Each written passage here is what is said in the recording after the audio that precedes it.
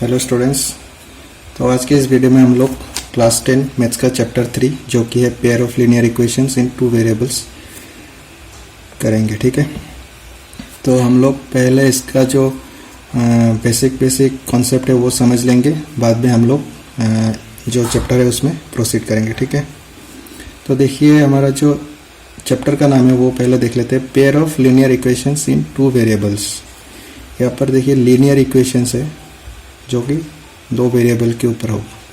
तो पहले हम लोग समझ लेते हैं लीनियर इक्वेशंस क्या होता है। ठीक है, तो देखिए जो इक्वेशन हम लोग ax plus B Y plus c इस फॉर्म में लिख सकते हैं उसको हम लोग linear equation in two variables बोलते हैं, क्योंकि यहाँ पर देखिए x एंड y दो वेरिएबल है और ये जो लाइन है उसको लीनियर इक्वेशन क्यों बोलते हैं, क्योंकि हम ये जो इक्वेशन है उसको हम लोग लीनियर इक्वेशन क्यों बोलते हैं, क्योंकि इसको हम अगर ग्राफ में प्लॉट करें तो हमें एक लाइन मिलेगा। ठीक है, तो अगर ये ग्राफ हुआ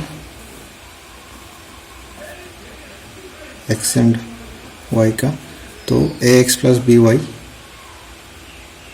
प्लस सी इक्वल टू 0 ये एक लाइन होगा। तो इसलिए हम लोग इसको लीनियर इक्वेशन बोलते हैं। और क्योंकि यहाँ पर दो वेरिएबल है x एंड y, इसलिए इसको हम लोग linear equation in two variables बोलते हैं। ठीक है, तो हम लोग एक एग्जांपल लेके देखते हैं लीनियर इक्वेशन का।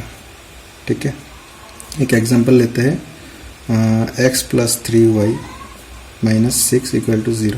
ठीक है, तो देखिए और एक चीज़ कंडीशन क्या था लीनियर इक्वेशन का, और वो भी देख लेते हैं। a not equal to 0, b not equal to 0 होना पड़ेगा, क्योंकि देखिए अगर a का वैल्यू हमें 0 हम 0 पुट करते हैं इस इक्वेशन में, तो ये जो टर्म है ax ये पूरा ही 0 हो जाएगा, तो सिर्फ बी वाई प्लस सी रहेगा। और ये तो इक्वेशन होगा एक वेरिएबल के ऊपर, वो होगा सिर्फ y के ऊपर। सिमिलरली अगर b का वैल्यू 0 होता है तो देखिए ये पूरा टर्म 0 हो जाएगा। देन ax प्लस सी ये एक इक्वेशन होगा जो कि सिर्फ होगा x के ऊपर, या फिर दोनों ही अगर 0 हो गया तो ये तो पूरा दो टर्म ही 0 हो जाएगा, रहेगा सिर्फ c। तो c इक्वल टू 0 ये तो एक इक्वेशन होगा, लेकिन यहाँ पर कोई भी वेरिएबल नहीं है। ठीक है, तो ये दो कंडीशन है एक लीनियर इक्वेशन होने के लिए। ठीक है, तो अभी हम लोग एग्जांपल देखते हैं। x plus 3y minus 6 equal to 0 ये एक लीनियर इक्वेशन है, क्योंकि देखिए a का वैल्यू इधर 1 है जो कि 0 नहीं है, b का वैल्यू 3 है वो भी 0 नहीं है, c का वैल्यू माइनस 6। ठीक है, तो ये जो इक्वेशन है इसको हम लोग ग्राफ में कैसे प्लॉट करते हैं वो समझ लेते हैं। ठीक है, तो ऐसे इक्वेशन को हमें ग्राफ में प्लॉट करना रहेगा बाद में ग्राफिकल मेथड में। तो हम लोग पहले कैसे ग्राफ में प्लॉट करते हैं वो समझ लेते हैं एक इक्वेशन लेके। तो ये जो हम लोग इक्वेशन लिया इसको हम लोग ग्राफ में प्लॉट करेंगे। तो देखिए अगर हम लोग x का वैल्यू 0 लेते हैं यहाँ पर, तो y का वैल्यू क्या निकलेगा 6/, y का वैल्यू हो जाएगा 6/3 यानी 2। सिमिलरली अगर हम लोग x का वैल्यू कुछ भी वैल्यू ले सकते हैं, हम लोग दिमाग में सोच लेना है कि किस वैल्यू प्लॉट करने से हमें आसानी से वैल्यूज मिले। ठीक है, तो x का वैल्यू यहाँ पर हम लोग अगर 6 प्लॉट कर देंगे तो y का वैल्यू देखिए आसानी से मिल जाएगा हमें 0। या फिर आप लोग एक काम कर सकते, x का वैल्यू एक बार 0 प्लॉट करके y का क्या निकलता है वो देखिए, देन y का वैल्यू एक बार 0 प्लॉट करके x का क्या निकलते हैं वो देखिए इस इक्वेशन से। देन ये जो दो पॉइंट मिलेगा, ये दो पॉइंट को हम लोग प्लॉट करेंगे ग्राफ में। देखिए पहला पॉइंट है 0 एंड 2, x0 2 y2, तो ये 1 2 3 1 2 3। ठीक है, तो x0 y2 यानी ये पॉइंट 0 2। देन सेकेंड पॉइंट है 6 0, तो 4 5 6 6 6 0।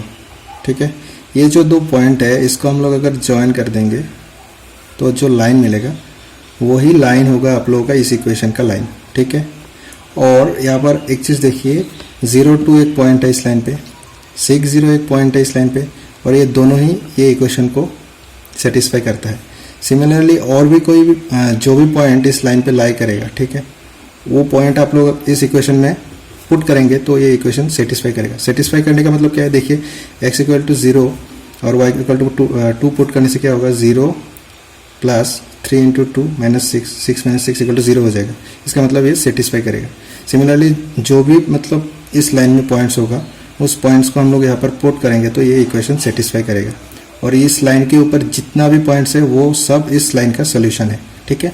लेकिन जो पेयर ऑफ लीनियर इक्वेशन वहाँ पर डिफरेंट केस होगा, क्योंकि वहाँ पर जो पॉइंट जिस पॉइंट पर कोइंसाइड करेगा वही पॉइंट हो जाएगा आप लोगों का common solution for two equation. हम लोग देखेंगे बाद में, ठीक है।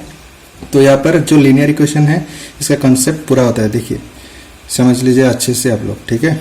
देन अभी पेयर ऑफ लीनियर इक्वेशन देखेंगे। तो पेयर ऑफ लीनियर इक्वेशन,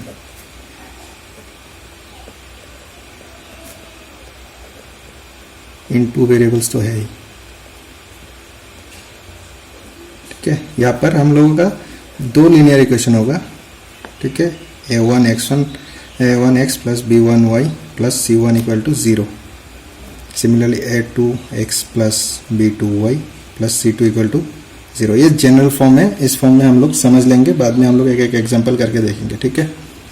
तो यहाँ पर भी सिमिलरली a1 b1 0 नहीं हो सकता, a2 b2 भी 0 नहीं हो सकता। 0 b1 not equal to 0, a2 not equal to 0, b2 not equal to 0, ठीक है।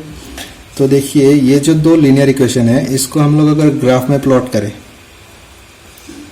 ठीक है, अगर ग्राफ में प्लॉट करें तो हमें यहाँ पर भी दो लाइन मिलेगा।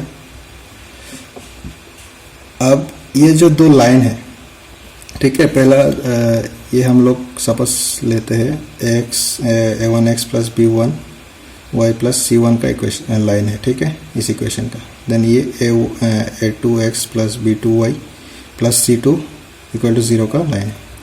और देखिए मैं क्या बोला था, इस लाइन पे जितना भी पॉइंट लाई करेगा वो सब पॉइंट इस इक्वेशन को सेटिस्फाई करेगा। सिमिलरली इस लाइन पे जितना भी पॉइंट लाई करेगा वो सब पॉइंट इस इक्वेशन को सेटिस्फाई करेगा। और ये एक पॉइंट है जो दोनों ही लाइन पे लाई कर रहा है, ठीक है। तो ये पॉइंट इस इक्वेशन को भी सेटिस्फाई करेगा और इस इक्वेशन को भी सेटिस्फाई करेगा। तो यानी कि ये जो पॉइंट है ये कॉमन सोल्यूशन है बोथ द इक्वेशंस के लिए, ठीक है। तो इसलिए यही होगा आप लोगों का ये जो पेयर है इसका सोल्यूशन, इस पॉइंट। तो ये पॉइंट हमें एक्स एंड वाई जो भी वैल्यू निकलेगा एक्स एंड वाई का वो कॉमन पॉइंट होगा और सोल्यूशन होगा इस दो इक्वेशन का, ठीक है। तो अभी देखते हैं इसमें और क्या क्या केसेस हो सकते हैं और कंडीशंस। तो देखिए ये जो दो लाइन है, ये दो लाइन ऐसा भी हो सकता है कि दो लाइन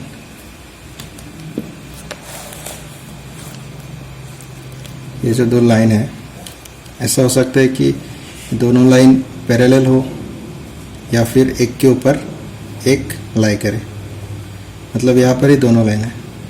तो या इस केस में देखिए कोई भी कोइंसिडेंट पॉइंट नहीं है पैरेलल लाइन, सिंस ये दो है तो इसका मतलब ये दोनों का कॉमन सॉल्यूशन होगा ही नहीं, इसका मतलब यहाँ पर नो सॉल्यूशन। देन यहाँ पर देखिए हर पॉइंट एक के ऊपर एक लाई कर रहा है ये दो लाइन के लिए।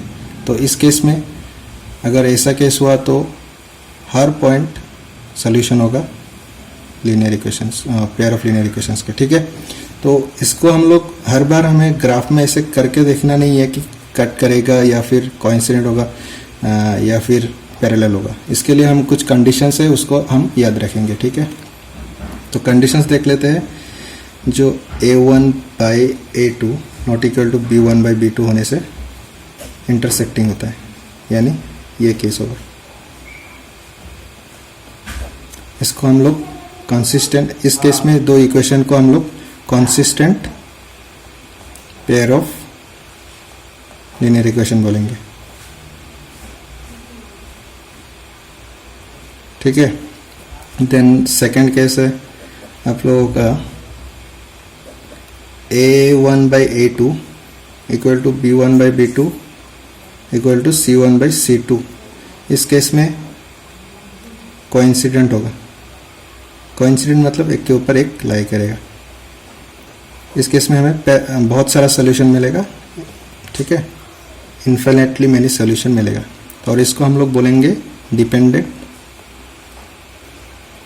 Consistent pair of linear equation, ठीक है। सिमिलरली जो थर्ड केस है उस केस में क्या होगा, a1 by a2 equal to b1 by b2 तो होगा, लेकिन नॉट इक्वल टू C1/C2 हो जाएगा। तो उस केस में हम पैरेलल होगा,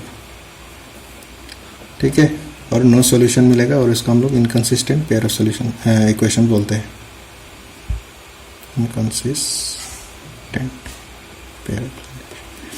तो ये जो 3 कंडीशन है, ये 3 कंडीशन हमें याद रखना है, ठीक है।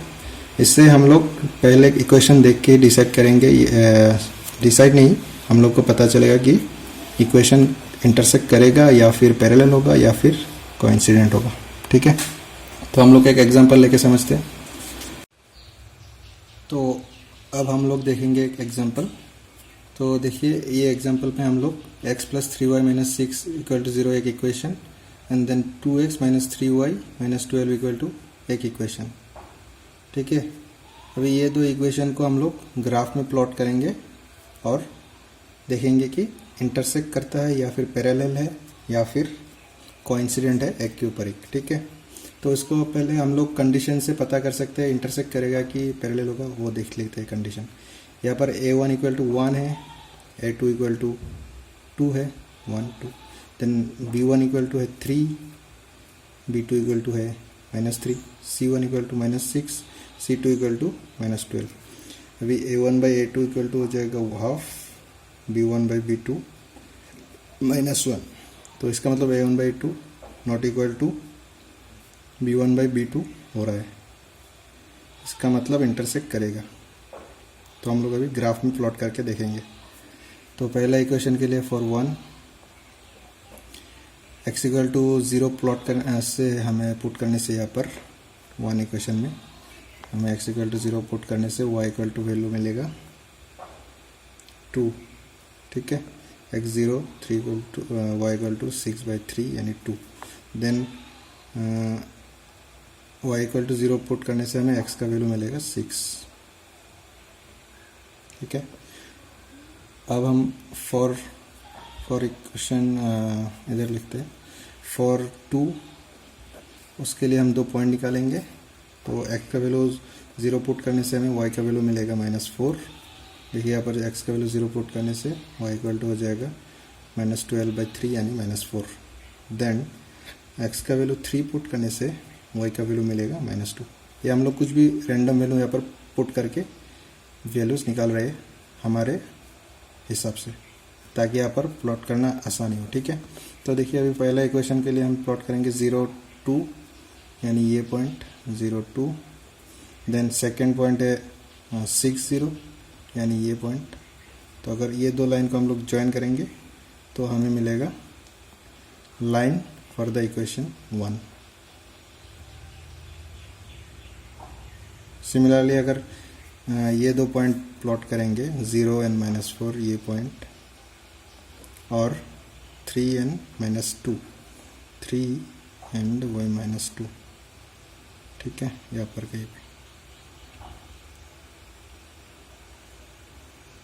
तो अगर ये दो लाइन जो हम अगर ज्वाइन करेंगे तो ये लाइन मिलेगा हम लोगों का सेकेंड इक्वेशन का, लाइन ऑफ इक्वेशन 2। यहाँ पर देखिए इस पॉइंट पे ये दो लाइन इंटरसेक्ट कर रहा है, इसका मतलब जो 6 0 पॉइंट है ये पॉइंट दोनों इक्वेशन के लिए सेटिस्फाई होगा। देख लेते हैं कैसे। 6 0 पहले के लिए तो ऐसे भी सेटिस्फाई हो रहा था क्योंकि पहले इक्वेशन से ही 6 0 पॉइंट निकला है। तो सेकेंड में प्लॉट करके देखते हैं, एक्स का वैल्यू 6 प्लॉट करके एंड वाई का वैल्यू 0 प्लॉट करके 2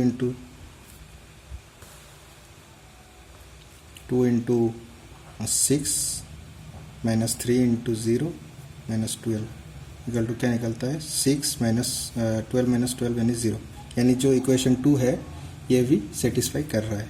तो इसका मतलब ये जो पॉइंट है ये पॉइंट हो गया आप लोगों का ये जो पेयर ऑफ लीनियर इक्वेशन से, ये जो पेयर ऑफ लीनियर इक्वेशन से इसका सोल्यूशन, ठीक है। तो हम लोग सोल्यूशन निकालने के लिए बहुत सारा तरीका है, एक एक तरीका के लिए एक एक स्पेसिफिक वीडियो होगा, वो देख लेना आप लोग। इसके बाद हम लोग एक्सरसाइज सॉल्व करेंगे, ठीक है। तो एक्सरसाइज के जो क्वेश्चंस है वो भी एक एक करके निकलेगा, आप लोग आराम से देख लेना। और कुछ भी प्रॉब्लम हो तो कमेंट में नीचे बोल दीजिए, हम लोग सॉल्व करने के लिए ट्राई करेंगे। Thank you.